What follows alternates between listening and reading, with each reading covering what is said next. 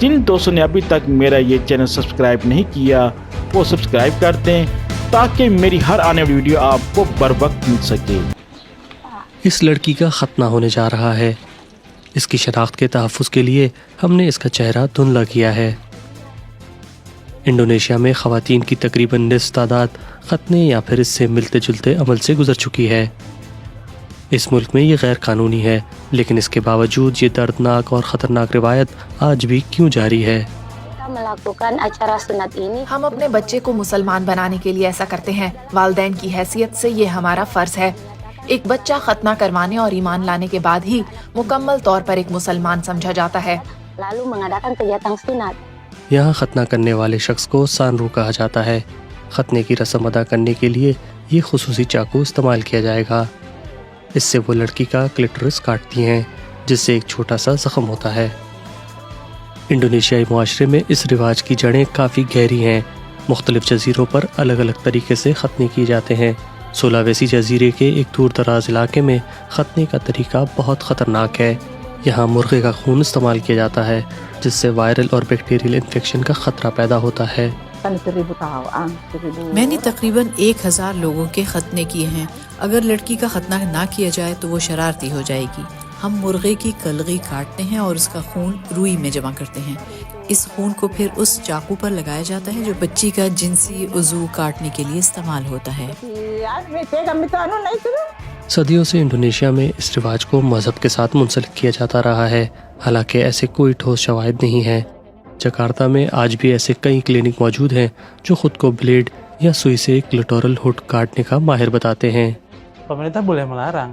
हुकूमत इस पर पाबंदी लगा सकती है, लेकिन अगर कोई खानदान नाम नेहाद मजहबी उसूलों पर अमल करना चाहता है तो हम उन्हें कैसे रोक सकते हैं?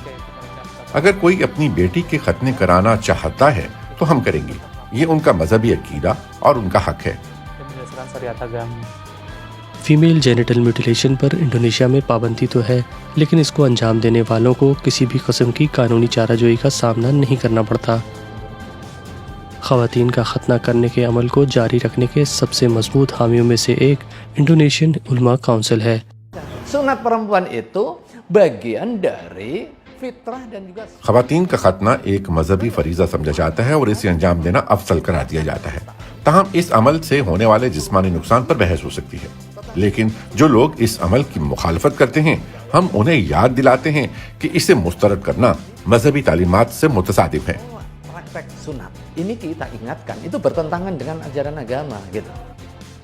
इंडोनेशिया की मिडवाइफ एसोसिएशन इस नज़रिए की सख्त मुखालफत करती है।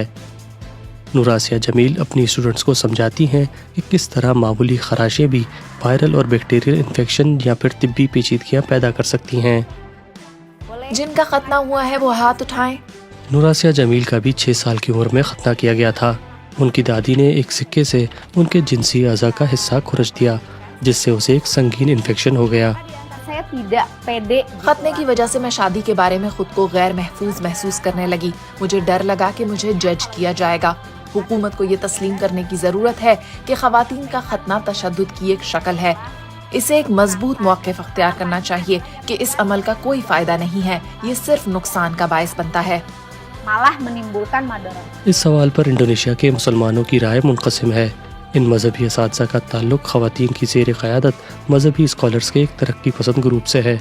इनके मुताबिक मजहबी किताबों में तारीख़ी तौर पर कुछ कम्युनिटीज़ में FGM का रिवाज देखा जाता है, लेकिन आज इसे जारी रखने का कोई जवाज़ नहीं है। साइंसी और मेडिकल रिसर्च को नज़रअंदाज नहीं किया जा सकता। कुरान में औरतों के खतने का कोई जिक्र नहीं है। हमें उम्मीद है कि ख़वातीन के खतने के नुकसानदेह केसेस को ख़त्म किया जाएगा और लोगों को खतरात से आगाह किया जाएगा। वापस सुलावेसी लौटते हैं। सानरू खतना कर चुकी हैं और अब इस लड़की को अपना ज़ख्म भर जाने का इंतज़ार करना होगा। लेकिन कुछ मकामात ऐसे भी हैं जहाँ तब्दीली के आसार नुमायाँ हैं, जैसे आचे सूबे में।